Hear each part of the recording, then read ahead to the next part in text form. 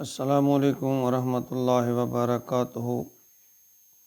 بہت ہی پیارے ناظرین، درس قرآن کے سلسلہ میں آج کا ہمارا سبق سورۃ النساء اور آیت نمبر 135 ہے۔ اعوذ باللہ من الشیطان الرجیم، بسم اللہ الرحمن الرحیم۔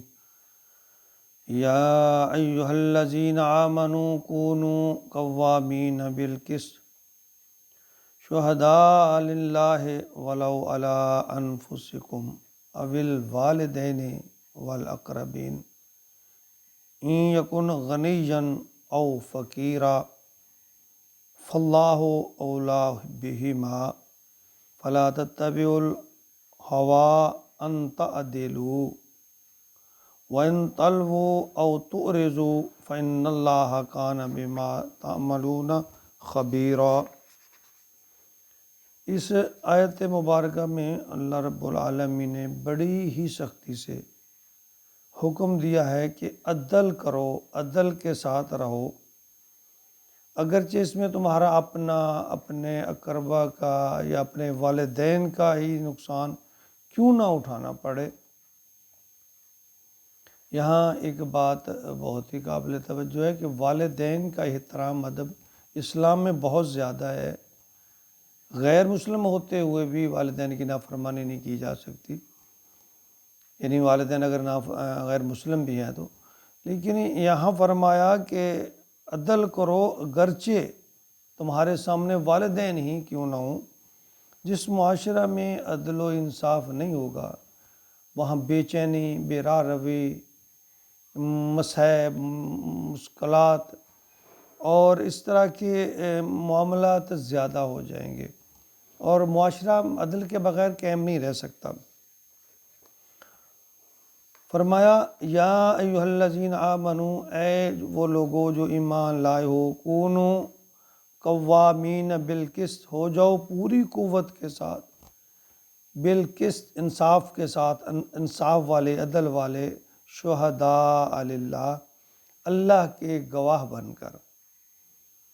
یعنی اسی طرح سورۃ آل عمران آیت نمبر 18 میں اللہ رب العزت نے فرمایا کہ شاہد اللہ انہ لا الہ الا ہوا والملائکۃ واولو العلم قائما بالقسط، کہ اللہ گواہ ہے کہ اس کے سوا کوئی معبود نہیں، اور سارے فرشتے اور اہل علم بھی اس پر گواہ ہیں، اور وہ عدل قائم کرنے والا ہے۔ اللہ تعالیٰ زمین پر عدل قائم کرنا چاہتے ہیں، اس کے لیے وہ دین کا غلبہ چاہتے ہیں، یعنی دین، عدل جو ہے دین کا ایک مین حصہ ہے۔ اس عظیم کام کے لیے اللہ تعالیٰ نے اپنے ایماندار بندوں سے یہ فرمایا کہ مجموعی عدل جو ہے نا وہ کسی معاشرے کے لیے وہ بہت ہی لازم ہے، لیکن ہمارے ہاں اہل علم بھی یا اہل ایمان بھی اس عظیم مقصد کے لیے جو ہیں وہ سستی کا مظاہرہ کرتے ہیں۔ عدل کے لیے قربانیاں دینی پڑتی ہیں، اثار، قربانی، دونوں چیزیں اس پہ آتی ہیں، تب یہیں جا کر دین غالب ہوتا ہے، اور دین عدل کا نام ہے، ہر کسی کو اس کا حق دلانا۔ معاشرے میں عدل یعنی عدل و قسط جو ہے اس کی اہمیت اندازہ اس سے لگائیں کہ ان جد و جہد کرنے والوں کو نا عدل کے لیے اللہ تعالیٰ نے فرمایا کہ یہ اللہ کے گواہ ہے۔ یعنی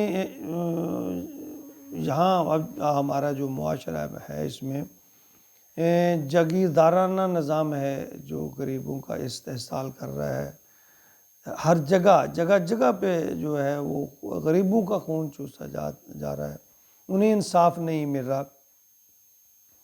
تو یہ ایک بہت بڑی لعنت ہے، اس سے بھوک جنم لیتی ہے، کرپشن جنم لیتی ہے، فساد جنم لیتے ہیں۔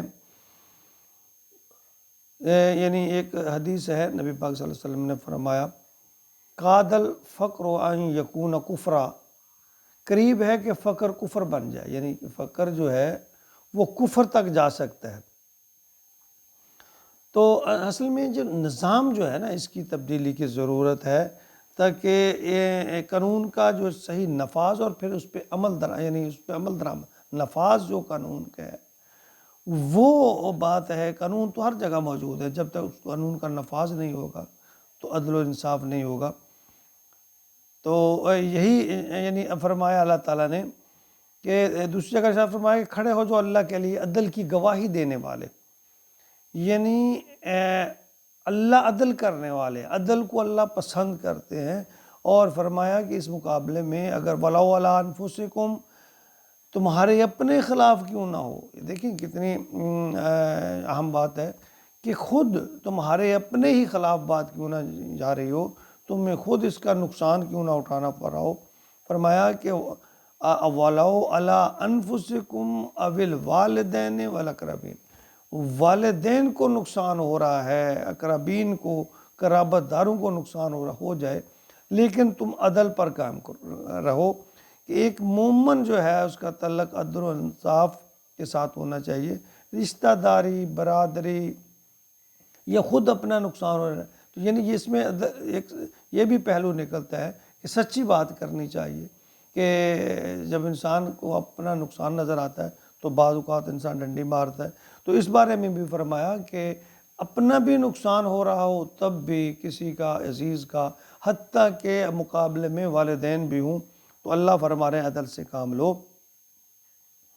آگے فرمایا فَلَا تَتَّبِعُوا الْهَوَىٰ أَن تَعْدِلُوا، تم کو تمہاری خواہشات، یعنی تمہاری اپنی رائے، اپنی خواہشات عدل سے اس کی پیروی نہ کریں کہ وَأَن تَلْوُوا أَوْ تُعْرِضُوا، کہ تم عدل سے ہٹ جاؤ، گرو گردانی کرو۔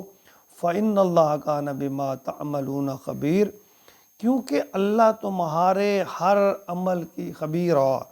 فَإِنَّ اللَّهَ كَانَ بِمَا تَعْمَلُونَ خَبِيرًا، کہ اللہ کو تمہارے سب اعمال کی اچھی طرح خبر ہے۔ کوئی اللہ سے کوئی بات جو ہے وہ ڈھکی چھپی نہیں ہے۔ تو سورۃ مائدہ میں بھی یہ فرمایا گیا وَلَا يَجْرِمَنَّكُمْ شَنَآنُ قَوْمٍ عَلَىٰ أَلَّا تَعْدِلُوا، کہ کسی قوم کی دشمنی بھی اگر تمہارے ایک طرف اپنا ہے اور دوسری طرف دشمن ہے، وہ اللہ فرماتے ہیں وہ تمہاری دشمنی بھی اس عدل کے آڑے نہیں آنی چاہیے۔ عدل کرنا ہے چاہے اس میں آپ کا نقصان ہو، اپنے عزیز و اقارب کا نقصان ہو، یا پھر اس دشمن ہے تمہارا، دیکھ رہے ہو کہ اس لیکن حق پہ ہے، تب بھی اللہ نے فرمایا عدل کرنا، یعنی عدل کی اللہ نے کیسے سختی سے تاکید فرمائی ہے۔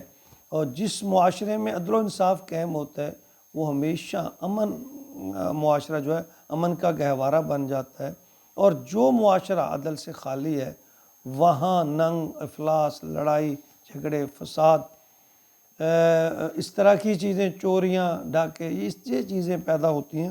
اللہ رب العزت ہمارے ملک میں بھی عدل و انصاف کا نظام جو ہے وہ قائم کر دے تاکہ ہمارے ملک میں بھی امن ہو سکے۔ آمین یا رب العالمین۔